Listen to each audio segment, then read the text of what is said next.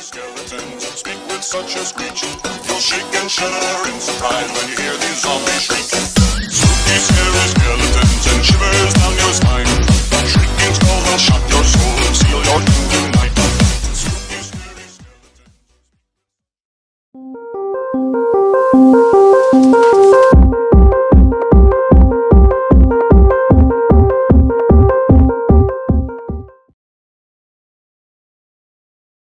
Ruby is a very quiet, shy and introverted girl.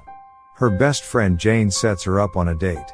When Ruby goes on her date has not arrived yet. After some time, he arrives. He introduces himself as Luke. Ruby feels very uncomfortable around him. And she also wants to stay single, so she rejects him. The next morning, Ruby's phone fell on the ground when she was walking down the stairs. She goes to repair her phone. She evaluated all her options and decided to get it fixed, so she found a small repair shop nearby.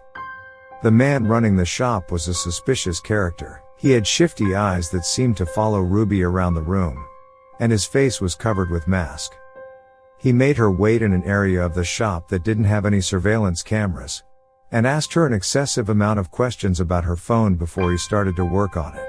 When Ruby returned a few days later to pick up her phone, the man handed it to her in an offhanded manner as if nothing was wrong. She suspects a strange tattoo on his arm. She thanks him and exited the shop, feeling relieved. The next morning, Ruby decides to do her assignment on the phone. But her phone keeps on lagging, so she turns it off. In the evening, Ruby reads a missing people news on newspaper. All of the missing people posters are about girls. She gets scared, but shakes it off. As Ruby turns off her room light and lays on her bed, she notices a strange light coming out of her phone. She ignores it and goes back to sleep.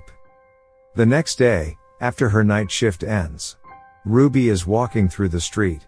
As she is walking, she feels like someone is behind her. Ruby looks behind, but there is no one. She hears footsteps coming from behind her. As she hears the footsteps, she starts to walk a little faster. Ruby looks to her left and there is a transparent glass in which she sees that someone is following her. She looks behind and she sees a hooded man following her. She starts to walk faster than before, but suddenly a van comes in front of her. The van door is opened by a tall man whose face is covered. He tries to put her in the van, but Ruby struggles and tries to run. The man behind her catches up with her and he struggles to put her in the van. As they succeed to kidnap her, the tall man puts a cloth on her face. Ruby feels dizzy and falls asleep. A few hours have passed and Ruby wakes up from her unconsciousness. She finds herself tied up with a rope tightly on a chair. Her hands are cuffed and her mouth is taped. She lowers her head up to her knees, so her hands can reach the hairpin she's wearing. She breaks her pin. The room is pitch black. She hardly opens her cuffs and unties herself. She stands up to find the room door, but she stumbles on something and falls hard on the floor. She finally finds the door and opens it cautiously. Ruby starts to search for a main door, but the house is too big. So she starts to look for her phone to call for help. Ruby is shocked when she finds a room full of screens. And on screens, there are lit videos of girls. Someone is sleeping. Someone is scrolling through her phone. Someone is taking pictures of herself. She sees a few black screens at the bottom and there on top left corner are alphabets written, such as S-A, D-E, B-Y, and dates are mentioned as well.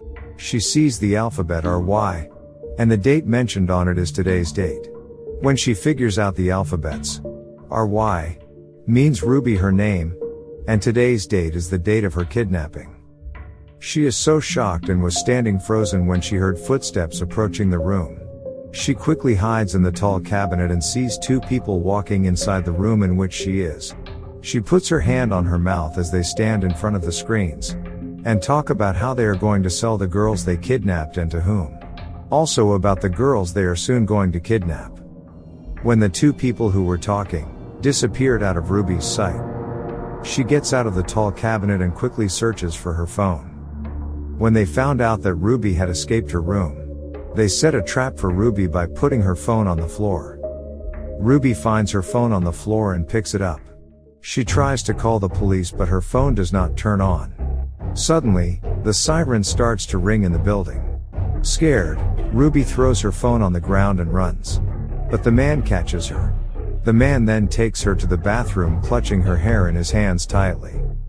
He then proceeds to turn on the tap water, as Ruby sees his tattoo on his hand. She remembers that she saw it somewhere, but where? Before she can think too much, the man starts to drown her in water. He does this for a few times. But Ruby picks up the shower head nozzle and hits him hardly in his head. She is shocked when she sees his face. It was Luke. Her date she rejected. She quickly checks his pocket and grabs his phone. The other man comes out of nowhere. When she sees him, she starts to run away. But there is a dead end. She faces the other way and the tall man is standing there. He laughs and says, "Where do you think you're going? You thought you were gonna escape." He pulls out a knife from his pocket and proceeds to stab Ruby. She gets stabbed in her arm. But she quickly dodges his another attack. They fall hard on the ground and his knife slides in the other direction of the hall. She starts to slide towards the knife. But he holds her leg tightly in his hand. With the help of her other leg, she punches in his face and succeeds in picking his knife. She gets up and quickly stabs him in his stomach before he can kill her. Ruby runs towards the room where she locks herself and calls the police for help. 10 minutes later, the police arrives and rescue all the girls who were locked in the building. The police caught the whole gang and told them that the whole gang planned to date the girls first, somehow hid hidden cameras in their phones, took them to their house to kidnap them and kept them in the building to sell them.